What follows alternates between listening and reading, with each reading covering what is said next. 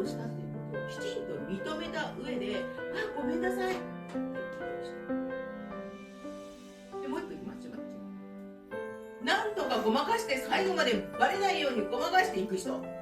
で、もうこれ以上ごまかせないというところになってすいませんっていう、結局